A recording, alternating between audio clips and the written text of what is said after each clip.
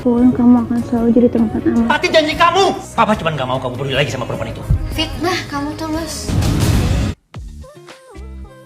Hari itu jadi salah satu hari paling berat buat Adila. Setelah kejadian memalukan di kantor yang bukan salahnya, akhirnya Trima berhasil membawa Adila kembali ke ruangannya. Kantor yang tadi terasa seperti medan perang, perlahan berubah jadi tempat yang sedikit lebih aman karena ada Trima di sampingnya. Di dalam ruangan itu, Adila masih terlihat pucat. Matanya sembab, napasnya belum sepenuhnya stabil. Tadi dia baru saja dimarahi habis-habisan oleh Pak Cahyadi di depan banyak orang. Disudutkan, dipermalukan, bahkan dituduh merebut tunangan orang hanya gara-gara video fitnah yang disebarkan Lucy. Padahal kenyataannya sama sekali tidak seperti itu. Trima tahu betul Adila bukan perempuan seperti yang dituduhkan. Sejak awal, dia selalu melihat ketulusan dan keteguhan Adila. Dan di saat seperti ini, Trima memilih jadi tempat paling nyaman untuknya. Di pelukan Trima, Adila akhirnya bisa menarik napas lebih lega. Tidak ada penghakiman, tidak ada tuduhan, hanya rasa aman yang tulus. Sampai kapanpun, Trima berjanji dalam hatinya akan selalu jadi tempat pulang Adila, jadi sandaran saat dunia terasa terlalu kejam. Video yang disebarkan Lucy benar-benar memberi dampak besar. Gosip menyebar cepat, bisik-bisik di sudut kantor makin tajam. Beberapa orang mulai memandang Adila dengan tatapan berbeda. Padahal semua itu hanyalah potongan cerita yang dipelintir demi menjatuhkan nama baiknya. Di sisi lain, Trian merasa lega melihat Adila perlahan bangkit lagi. Meski sempat terpukul, Adila tidak larut terlalu lama dalam keterpurukan. Ada api dalam dirinya yang tidak mudah padam. Dan itu membuat Trian semakin yakin, perempuan ini tidak pantas diperlakukan seperti itu. Trian pun bersikap tegas pada Lucy. Kali ini tidak ada kompromi. Fitnah yang disebarkan sudah keterlaluan. Nama baik Adila tercemar, hubungan jadi renggang, dan situasi keluarga makin runyam. Lucy harus bertanggung jawab, tidak bisa lagi bersembunyi di balik drama dan air mata pura-pura. Namun masalah belum berhenti di situ. Di meja makan, suasana kembali memanas. Pak Cahyadi kembali mengamuk, kali ini mengarahkan emosinya ke Trian. Ia menuntut Trian menepati janji untuk meninggalkan Adila.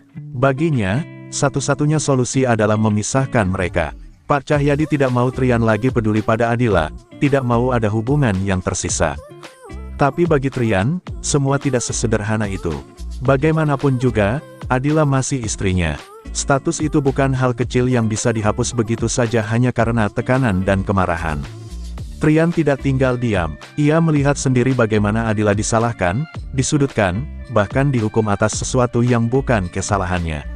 Sikap Pak Cahyadi yang terus-menerus menyudutkan Adila justru membuat Trian semakin yakin untuk berdiri di sisi yang benar. Sementara itu, Herlina menunjukkan wajah lain yang tak kalah berbahaya. Di depan tampak tenang dan seolah netral, tapi di belakang justru meminta Claudia untuk terus memperkeruh suasana. Herlina tahu persis titik lemah situasi ini dan dia memanfaatkannya. Ia ingin Trian dan Adila benar-benar retak. Claudia pun tak menyia-nyiakan kesempatan.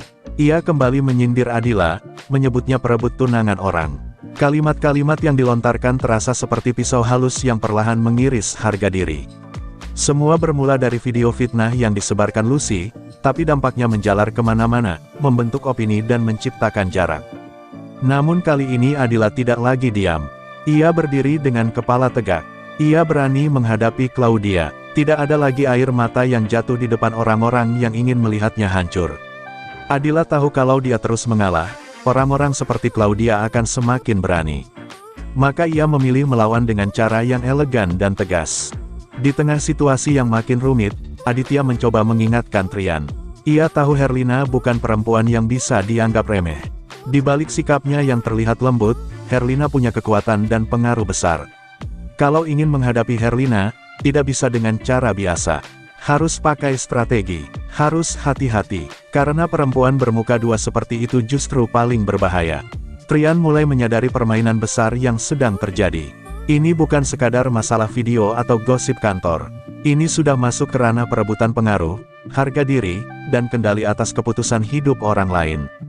Dan kalau dia lengah sedikit saja, bukan cuma hubungannya dengan Adila yang hancur, tapi juga masa depan yang sudah susah payah dibangun. Di tengah tekanan dari segala arah, satu hal yang mulai terlihat jelas, Adila tidak lagi sendirian. Ada Trima yang jadi tempat nyaman. Ada Trian yang mulai bersikap tegas. Dan ada kesadaran bahwa kebenaran mungkin butuh waktu, tapi tidak akan selamanya kalah oleh fitnah. Drama ini belum selesai, tapi untuk pertama kalinya, Adila tidak hanya bertahan. Ia mulai melawan.